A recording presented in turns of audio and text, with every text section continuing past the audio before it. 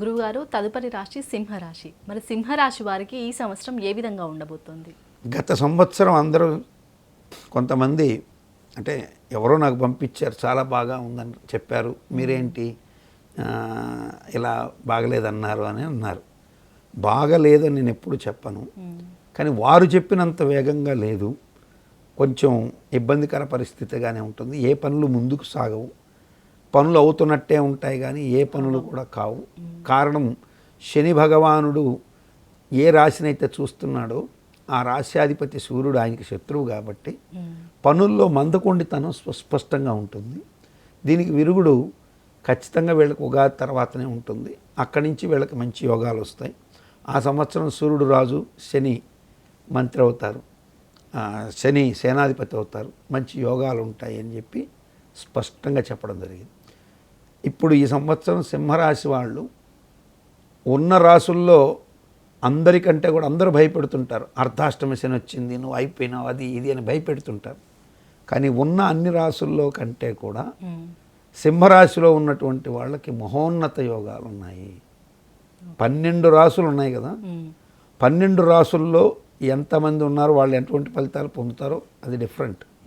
కానీ సింహరాశిలో ఉన్నటువంటి వాళ్ళకి విద్యాపరంగా, వైద్యపరంగా, ఆరోగ్యపరంగా, అట్లాగే వాళ్ళ వ్యాపారాల పరంగా, కుటుంబ పరంగా, అట్లాగే వాళ్ళ యొక్క ఇతర రాజకీయ అంశాల పరంగా ఏదెత్తుకున్నా కానీ సింహరాశిలోని వారికి ఈ సంవత్సరం నాకున్న అవగాహన బట్టి, నేను స్టడీ చేసినటువంటి విధానాలు బట్టి చూస్తే సింహరాశి వాళ్ళు ఈ సంవత్సరం కొత్త ఒరవడిని సృష్టిస్తారు. అందులో ఉన్నటువంటి స్టూడెంట్స్ అయితే నూతన ఆవిష్కరణలకి తెరలేపుతారు. అంటే సపోజ్ మనం భారత అంతరిక్ష పరిశోధనలో ఒక కొత్త ప్రయోగం వెలుగు చూసింది అనుకోండి, అందుకు కారణభూతమైనటువంటి వాళ్ళ పేరుని తీసుకుంటే వాళ్ళ సింహరాశిలోనే ఉంటారని నేను స్పష్టంగా చెప్పగలను. ఆ విషయం భారతదేశం కూడా ఇటువంటి మేధావుల వల్ల లబ్ధి పొందే అవకాశాలు ఖచ్చితంగా కనపడుతుంది.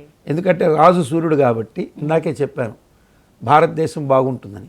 సో సింహరాశిలో ఉన్నటువంటి రాజకీయ నాయకుల వల్ల దేశ ప్రతిష్ఠ కూడా ఇనుమటిస్తుంది.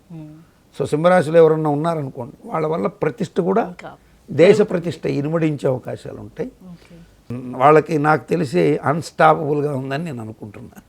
అంటే ఎక్కువగా మరి ఓవర్గా చెప్పేస్తున్నాను కాదు, వాళ్ళ వ్యక్తిగత జాతకాలు కొంత ప్రభావితం చూపిస్తే కొంతమేర బాధపడొచ్చేమో, కానీ సింహరాశి అయితే మాత్రం అఖండమైన శుభాలు పొందే అవకాశాలు ప్రస్ఫుటంగా ఉంటాయి. తలచిన పనులన్నింటిలో కూడా పురోభివృద్ధిని సాధించగలరు.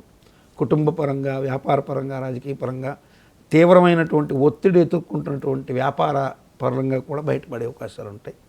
ప్రతిష్ట ఇనుమడించే అవకాశాలు ఉంటాయి. కుటుంబ పరంగా వచ్చినటువంటి విభేదాలు కొన్ని సమసిపోయే అవకాశాలు కూడా ఉంటాయి. అలాగే గురువుగారు, మరి ఇందాక అన్నట్టు సింహరాశి వారికి ఈ సంవత్సరం అయితే బాగుంది, కానీ వ్యక్తిగత జాతకం రీత్యా కొందరికి బాలేని వాళ్ళు ఎటువంటి పరిహారాలు చేయాలి? రాహు అనేటువంటి గ్రహం ఏదైతే ఉందో అది కొంచెం వీళ్ళకి ఇబ్బందిని కలిగించే అవకాశాలు ఉంటాయి కొద్దిగా. ఆరోగ్యం, నరదృష్టి ఇటువంటివి. సో దానికి వీళ్ళు దుర్గా అమ్మవారి పూజ చేసుకోవడం, అమ్మవారిని బాగా స్మరించడం, కుంకుమార్చన చేయడం, మంగళవారము, శుక్రవారం రోజు దుర్గా అమ్మవారి పూజ చేసుకోవడం ద్వారా మంచి శుభాన్ని పొందే అవకాశాలు ఉంటాయి.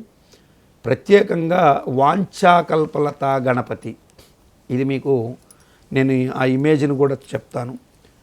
శరీరం అంతా అమ్మవారిలాగా ఉంటుంది, ముఖం మాత్రం వినాయకుడిలాగా ఉంటుంది. ఎన్నే వాంఛాకల్పలత గణపతి అంటారు. చాలా రేర్గా తెలిసినటువంటిది, ఎవరికి పెద్దగా తెలియదు ఈ పదం. సో ఆ వాంఛాకల్పలత గణపతిని లక్ష్మీ గణపతి స్వరూపంగా పూజ చేసి, ముఖం దగ్గర గణపతిని, దేహం అంతా లక్ష్మీదేవిగా పూజ చేస్తూ దుర్గా అమ్మవారిని కూడా పూజ చేస్తే అనుకున్న ప్రతి పనిలో కూడా జయం సంభవించే అవకాశాలు ఉంటాయి. సో ఈ గణపతి ఇమేజ్ని కూడా మీకు పంపిస్తాను.